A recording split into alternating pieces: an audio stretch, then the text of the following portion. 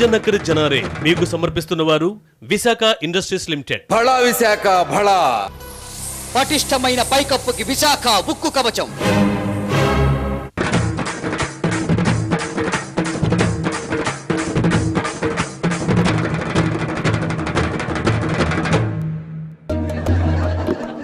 అరే నవీన్, మన ఎంసెట్ కౌన్సిలింగ్ ఎప్పుడు అంటారా? అరే ఏమోరా భయ్, ప్రభుత్వం మన జీవితాలతో ఆడుకుంటుంది. అరే హనుమంతన్ వచ్చిండ్రా.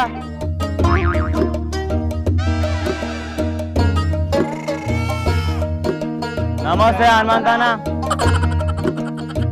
ఏం సంగతానా, ఖుషిగా ఉన్నావు? అమెరికా ప్రెసిడెంట్ అయినా ఎప్పుడన్నా? అది కూడా ఇండిపెండెంట్ రోజు. ఎవరు చెప్పారు నీకు ప్రెసిడెంట్ అయినామని? మహాత్మా గాంధీ. అరే అట్లానా? ఏ రోహిత్ నువ్వే అడుగురా, అడుగు. ఇంతకి నీకేమనిపిస్తుందన్నా? పిచ్చి ముదిరిందని అని చెప్తున్నా. ముదిరినట్టే కనిపిస్తుంది కానీ జాతిపితను పట్టుకొని. ఎవరు జాతిపిత? హనుమంతరావు. నువ్వెవరు ఇంతకి? జాతిపిత. ఏ ఊర్లో జాతిపితావు? గుంటూరులో. అట్లానా? నీ ఏషాలు చూసి ఎవరు తిట్టిపోయారన్నా?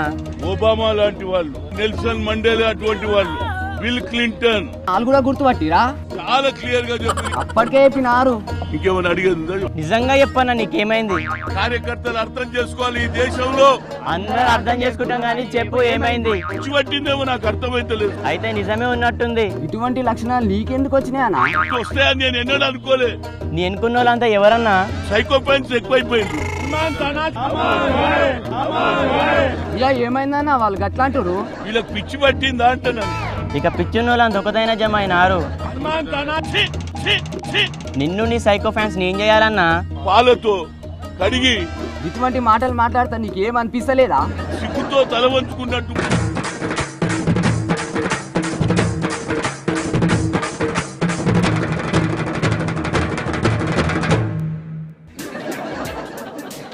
అయ్యో గాలి, మళ్ళా నువ్వే వచ్చినావా? ఏం చెబుతారా? కానీ సిబిఐ ఎంక్వైరీ చేయండి. ఏం పొడిచినావని? కన్యదార కొండల్లో కబ్జా పెట్టినావా ఏంటిది? 2 ఎకరాలు. అబ్బా అచ్చా, నువ్వు పెట్టిన 2 ఎకరాలకు సిబిఐ ఎంక్వైరీ కావాలా? యాక్చువల్గా అయితే మేము ఎంక్వైరీ చేయాలి కదా. మీకు అధికారం ఉంది. ఇప్పుడు చెప్పు, ఎట్లా కబ్జా చేసినావు? దొంగలు పెట్టుకొని. ఎవరెవరా దొంగలు? మోపిదేవి వెంకటరమణ, ధర్మాన ప్రసాదరావు, గీతారెడ్డి, సబితా ఇందారెడ్డి, కన్నా లక్ష్మారాయణ, పొన్నాల లక్ష్మయ్య, వీళ్ళ 6 కూడా. మీరంతా ఒక గ్యాంగా? అలీబాబా 40 దొంగలు మారా.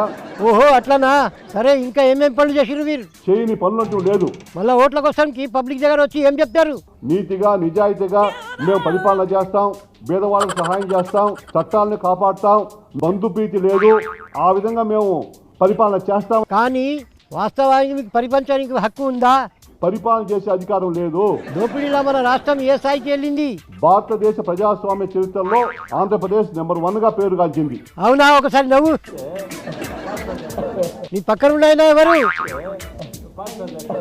అబ్బా, నువ్వా మోత్తుకెళ్ళి ఇటు ఎందుకు వచ్చినావు? నీకు గాలికి ఏం సంబంధం? ఇతను నేరస్తుడు.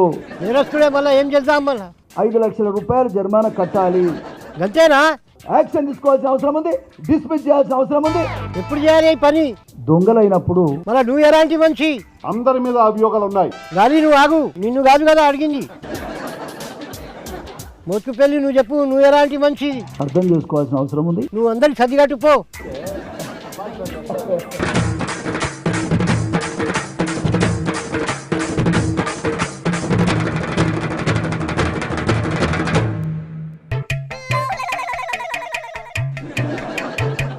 నమస్తే శంకర్ సార్.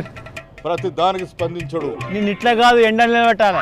ఎండలు నిలబెట్టుడు, వానలు నిలబెట్టుడు, చలిలు నిలబెట్టుడు, ఏంది ఇదంతా? మరి మంచిగా నమస్తే పెడితే ఎందుకు స్పందించినట్టున్నావు? నేను అప్పుడు పూనాలో ఉన్నాను. ఇప్పుడు ఏడన్నావు చెప్పు ముందుగాల. బహుశా గుంటూరులో అనుకుంటాను. హైదరాబాద్ ఇడిచిపెట్టి గట్టెందుకు పోయినావు? ప్రభుత్వానికి చెడు పేరు రాకుండా. చెడ్డ పేరు తెస్తున్నావు అని ఎవరన్నారు? మేడం సోనియా గాంధీ గారు. ఎందుకు? ఎవరినైనా తిట్టినావా? మన ముఖ్యమంత్రి గారిని. ఎందుకోసం తిట్టినావు? ఆయన ఎప్పుడు లూజ్ టాక్ చేయడు. అందరు నీ లెక్కన ఉండాలంటే ఎట్లన్నా? My feelings also same. సరేగాని ఇక ముఖ్యమంత్రిని ఎట్లా తిట్టినావు? కుల మతాలతో ప్రమేయం లేకుండా, భాషతో ప్రమేయం లేకుండా. ఎప్పుడు తిట్టినావు? పోయిన నెలలో. ఏమో అన్ని గాలి మాటలు మాట్లాడుతున్నావు. గాలి మాటలు కాదు. మరి ముఖ్యమంత్రిని నువ్వేం తిడతావు? ఆయన అపాయింట్మెంట్ అయ్యాడు, ఏం చేయాలి మరి?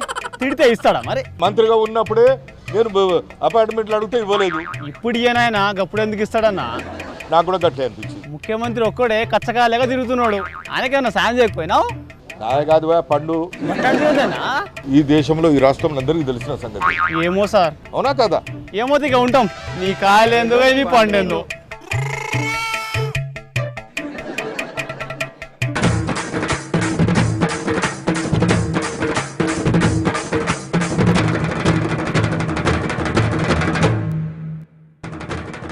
జజ్జనక్కర్ జనారే మీకు సమర్పించిన వారు విశాఖ ఇండస్ట్రీస్ లిమిటెడ్. బళా విశాఖ బళా.